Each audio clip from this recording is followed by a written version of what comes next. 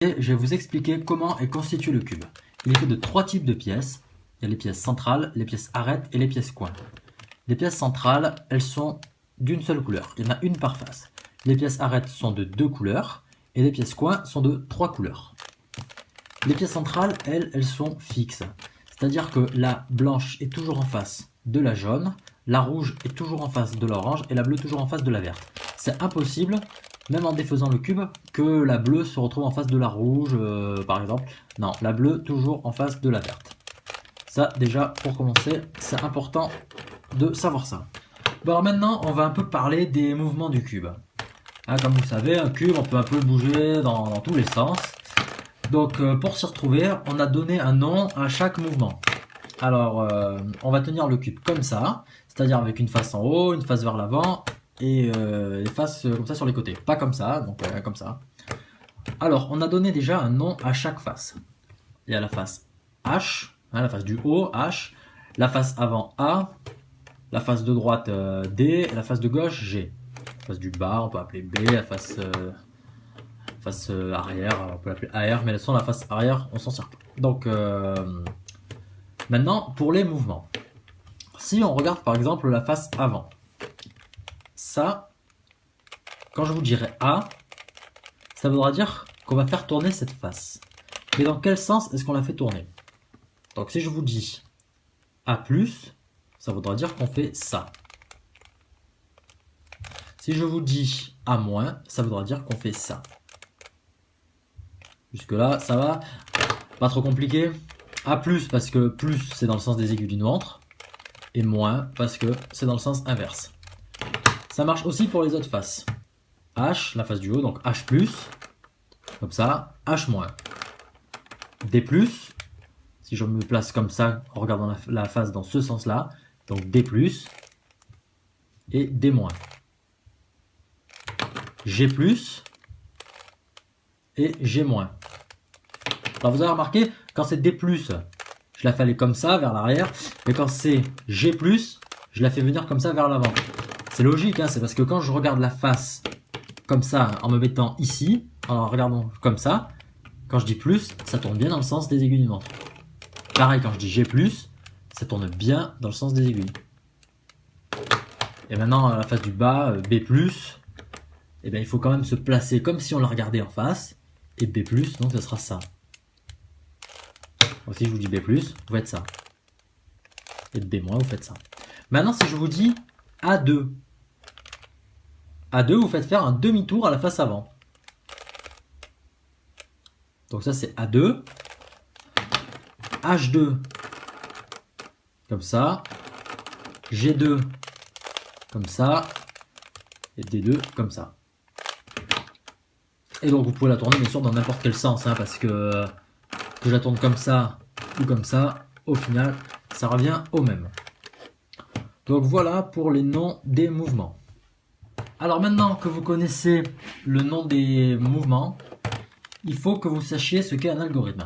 Un algorithme, c'est juste un enchaînement de plusieurs mouvements. Par exemple, si je vous dis l'algorithme G+, A+, D-, vous faites ça. G+, A+, D-. Et c'est tout. Donc les algorithmes, c'est très important, on s'en sert tout le temps quand on veut résoudre Rubik's Cube. Si vous voulez réussir à le faire très rapidement, bah, pas le choix, il faut que vous les appreniez par cœur. Donc bon, c'est pas très compliqué à apprendre, hein, je veux dire, en faisant le cube plusieurs fois, ça finit par rentrer. De toute façon, pour pas que vous ayez à les noter, je vous les ai mis dans la description de la vidéo. Ça, vous avez juste à cliquer sur la description et tout est noté. Bon voilà, maintenant vous savez tout, donc on va pouvoir vraiment s'attaquer à la résolution du Rubik's Cube. Donc je vais le défaire. Défaire bien comme il faut. Et on va pouvoir commencer. Voilà. Là, il est défait. Bon alors, en premier, il va falloir repérer la face qui va être la face blanche.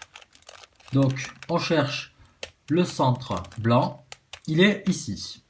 Et là, il va falloir faire la croix blanche. C'est ce que vous voyez sur ce magnifique dessin.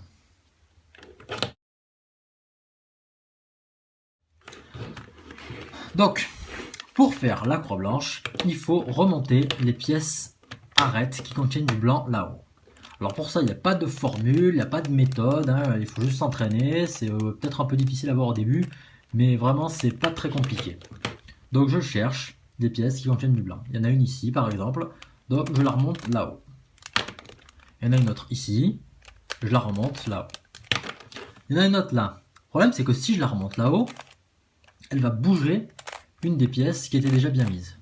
Mais si je la remonte là-haut, et bien là, le blanc, il ne sera pas du bon côté. Le blanc, il est là, alors qu'il faudrait qu'il soit là.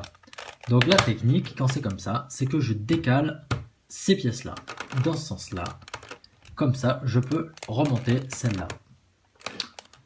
Je cherche la dernière, elle est ici. Donc là, pareil, si je la mets là, ça va pas parce que ça fait bouger cette pièce. Donc je décale tout et je la mets ici. Et là, la croix blanche, elle est faite, mais elle n'est pas encore totalement faite. Pour qu'elle soit totalement faite, il faudrait avoir ça.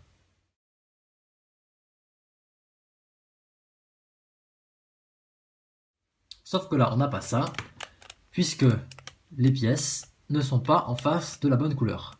Celle-ci devrait être en face de la rouge, alors que là, c'est la bleue. Là, au-dessus de la rouge, il devrait y avoir la rouge, au-dessus de la verte, la verte. Il n'y a que la orange qui est bien mise. Donc, il faut, une par une, mettre les pièces au bon endroit. Donc là, c'est pas très compliqué. J'utilise une technique qui consiste à faire descendre celle-là sur cette ligne en bas, à la déplacer au-dessous de la bonne et à la remonter. Donc je vais vous montrer avec la pièce rouge par exemple. Donc je la mets tout en bas. Donc je fais faire un demi-tour à la pièce. Elle se retrouve donc ici. Je la décale sous la rouge. Et maintenant je la fais remonter. Du coup c'est la pièce verte qui est descendue. La pièce verte maintenant je vais la mettre sous le centre vert. Et je vais la remonter sur la face blanche. Ce qui aura fait descendre l'arête bleue et blanche que je place sous le centre bleu, que je fais remonter. Et là, votre croix blanche est très bien faite puisque chaque pièce arête est en face de la pièce centrale correspondante. Et donc, on va pouvoir passer à l'étape suivante. Alors maintenant, il va falloir placer les coins qui comportent du blanc. Et il va falloir les mettre à la bonne position. Donc là, on recherche les coins qui comportent du blanc. Par exemple, celle-là, la blanc, vert, orange. On va la placer sous la position à laquelle elle doit aller. C'est-à-dire, ici, il y a la face blanche, ici la face verte et ici la face orange. Ça veut dire que le coin qui sera là, forcément, il sera blanc, il sera vert et il sera orange. Donc, c'est ce coin-là. Je le place sous la position. Et maintenant, je fais une formule. Cette formule, c'est D-, B-, D+, B+. Si ça n'a pas marché du premier coup pour vous, vous la refaites plusieurs fois. Et vous finirez par tomber dessus. Voilà, vous faites cette formule-là, D-, B-, D+, B+, et vous la refaites tant que le coin n'est pas bien placé, et à un moment donné, il finira par se mettre correctement. Là, maintenant, je cherche une autre pièce. Donc, par exemple, la pièce bleue, rouge, blanche, je la mets ici, sous la position où elle doit aller, entre les faces blanche, bleu et rouge. Et je fais pareil. D-, B-, D+, B+, D-, B-, D+, D+, B+, D-, B+, D+, et voilà, etc. Et à un moment donné, ça va finir par se mettre correctement. Je fais pareil avec l'autre. Orange, bleu et blanc.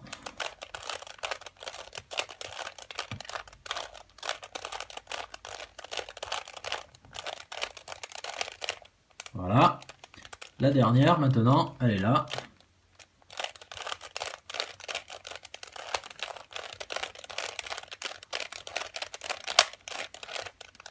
Et voilà, votre face blanche est faite. Bon, ça c'est la méthode chiante, hein, parce que je veux dire, il y a un tas de manières d'aller plus vite. Hein. Une fois que vous saurez bien faire le Rubik's Cube, il y aura des moyens plus simples. Par exemple, elle est là. Bon, je vais pas m'embêter à faire la formule. Je fais ça. Celle-là, elle est là. Je fais ça. Celle-là, elle est là. je fais ça. Et celle-là, elle est là. Voilà, ça se fait en 2 secondes. Mais si vous savez pas, si vous avez peur de vous tromper, vous faites cette méthode-là et au moins elle marche à tous les coups. Vous faites la formule. D-, B-, D+, B+. Et au moins, là, vous êtes tranquille. Alors, il peut arriver que vous rencontrez un cas comme ça, où la pièce qui contient du blanc n'est pas sur la ligne du bas. Du coup, vous ne pouvez pas la mettre sous la position où elle doit aller. Alors, c'est pas compliqué. Vous faites comme si elle était là. Hein, vous faites la même formule. Toujours pareil.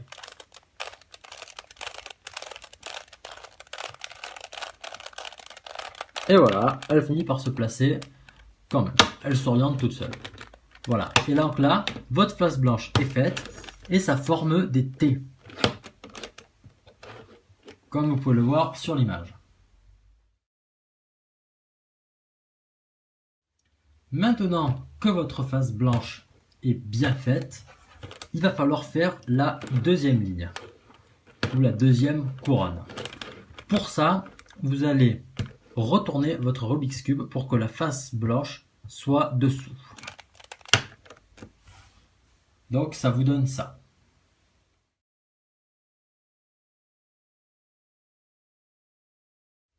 Maintenant, le but, c'est de placer les pièces ici.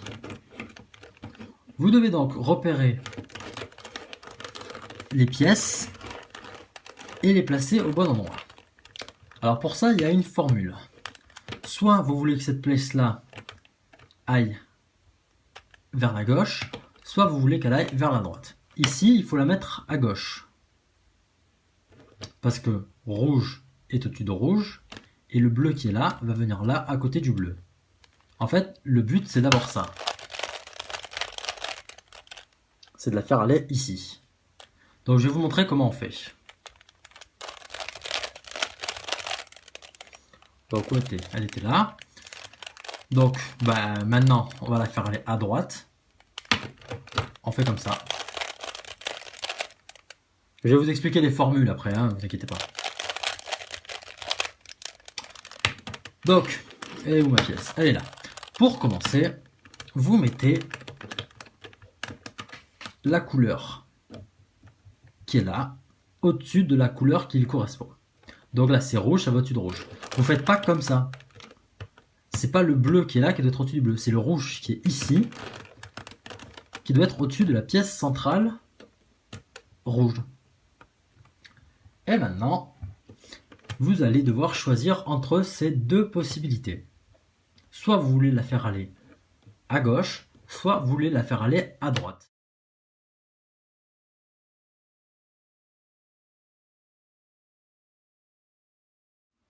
Bon alors, pour commencer, on va prendre le cas où il faut mettre cette pièce arrête ici. Donc la faire basculer à gauche. Comme ça, le vert se retrouvera ici et le rouge se retrouvera là. On met donc l'arête verte au-dessus du centre vert et on fait la formule. H-, G-, H+, G+, H+, A+, H-, A-. Et vous voyez, elle est passée de là à là. Donc ça, c'est bon. On va maintenant voir le cas où il faut faire basculer l'arête à droite. Donc le orange se retrouvera ici à côté du orange et le bleu se retrouvera ici à côté du bleu. Donc c'est la formule symétrique, on va dire. Donc c'est H+, D+, H-, D-, H-, A-, H+, A+. Et voilà, c'est bon aussi. Donc maintenant vous savez comment basculer une pièce arrête vers la gauche et une pièce arrête vers la droite. Donc il ne reste plus qu'à faire pareil pour toutes les autres arêtes pour les mettre à la bonne place. Et vous devriez pouvoir résoudre votre deuxième ligne, mais il y a des cas exceptionnels. Il peut y avoir des cas où vous trouverez jamais sur cette ligne-là une pièce qui devra se positionner correctement au-dessus d'une autre pour ensuite être basculée. Tout simplement parce qu'ici, toutes ces pièces comportent du jaune. Et en fait, si ces pièces comportent du jaune, elles ne pourront pas se trouver sur cette ligne-là parce que la face jaune est ici. Donc toutes les pièces jaunes devront être sur cette face du haut. Donc il est impossible que dans le cube final, on ait des pièces jaunes ici. Donc quand vous avez que des pièces jaunes là-haut, alors là vous êtes un peu coincé. Donc pour ça, en fait, il va falloir remonter une de ces pièces qui se trouve ici. Par exemple, la pièce verte et rouge, qui devrait normalement aller ici, entre la face verte et la face rouge, elle est ici. Donc ce qu'il faudrait, ça serait la remonter là-haut, pour ensuite la faire redescendre ici. Là, c'est pas compliqué. On va faire exactement la même formule. Parce que vous êtes conscient que quand on fait basculer une pièce comme ça, ben celle-là, elle disparaît pas. Elle est déplacée. Et elle se déplace ici, sur la ligne du haut. Et ensuite, ben, la ligne du haut, vous pourrez donc la mettre au-dessus de la bonne pièce et faire ce qu'il faut faire. Donc là, je vais vous faire l'exemple. Je vais basculer celle-là sur la gauche avec la même formule. Donc vous voyez, celle-là est passée ici. Et la pièce qu'il me fallait, elle est ici. Donc j'ai réussi à débloquer le problème et donc à la faire remonter. Je vais maintenant la placer comme il faut. La rouge au-dessus de la rouge. Et donc je vais la faire basculer vers la droite puisque le vert doit aller ici. Donc je fais l'autre formule pour faire basculer à droite. Et là, c'est bon. Donc voilà comment on résout ce problème. Dans la résolution de cette deuxième ligne, il peut arriver qu'il y ait un cas d'inversion. Donc c'est ça.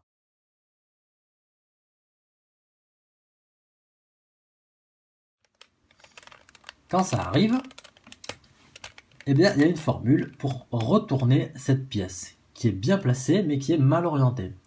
Le bleu devrait être là et le rouge ici. Donc c'est un algorithme un peu long, hein, c'est le plus long de tous, donc je vais vous montrer comment on fait. Déjà, on place le cube comme ça, avec la pièce à inverser ici, sur la face avant et à droite. Et on fait cette formule. D+, H+, D-, H2, D+, H2, D-, H+, A-, H-, A+. Et voilà, la pièce s'est tournée dans le bon sens. Alors, si vous ne vous sentez pas d'apprendre cette formule qui est un peu longue, il y a un autre moyen. En fait, le moyen, c'est de faire basculer cette pièce ici avec la formule d'avant. Comme ça, celle-là atterrira là, et ensuite celle-là, on la replacera. Donc, je fais basculer celle-là à droite avec la formule de tout à l'heure. Donc, elle atterrit là. Ensuite, celle-là, je la place au-dessus du bleu et je la refais basculer à droite. Voilà, c'est une technique aussi. C'est un peu plus long, mais au moins, ça vous évite d'apprendre la formule de l'inversion qui est plutôt longue. Alors ça, c'est comme vous voulez. Alors, une autre petite astuce que je peux vous montrer, c'est quand vous tombez sur un cas où vous avez ça.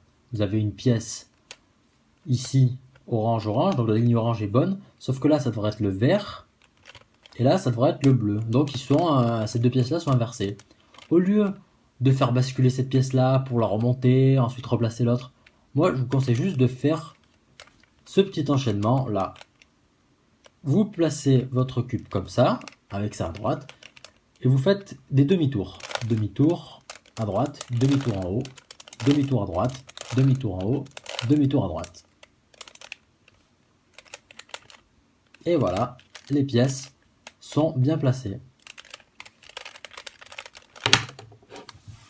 Bon voilà, maintenant vous savez comment on fait pour résoudre la deuxième couronne, donc vous devriez avoir ça.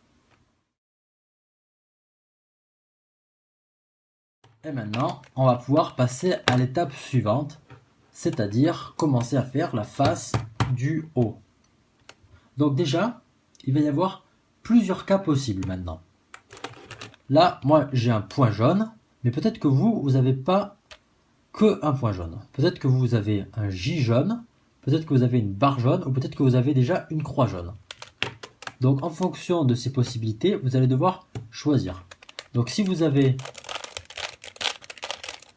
la barre jaune, ça ressemble à ça, hein, vous avez un machin comme ça. Alors si c'est comme ça, c'est aussi une barre jaune, hein, il suffit juste de retourner le cube comme ça. Si vous avez le J jaune, c'est ça. Donc si vous avez ça, si vous avez ça, ça marche aussi, hein, il faut juste le mettre comme ça. Même si vous avez un carré là, enfin, un jaune, on s'en fout, c'est pas l'important. L'important c'est juste que il y ait ces trois là qui soient bons. On s'en fiche de ce qu'il y a autour. Ou alors, soit vous n'avez ni le point, ni la barre, ni le J, mais vous avez directement la croix. Et donc là c'est parfait parce que de toute façon, c'est ce qu'on veut avoir, la croix. Donc là maintenant, vous avez juste à cliquer sur le cas dans lequel vous êtes et ça vous redirigera vers une nouvelle vidéo qui expliquera votre cas. Alors si vous êtes sur un portable ou sur un iPad, le lien risque de ne pas fonctionner. Donc je vous mets les liens dans la description de la vidéo, comme ça vous pouvez cliquer sur le cas qui correspond. Mais si vous êtes sur un ordi et que vous n'avez pas désactivé les annotations, il ne devrait y avoir aucun problème pour suivre le tutoriel.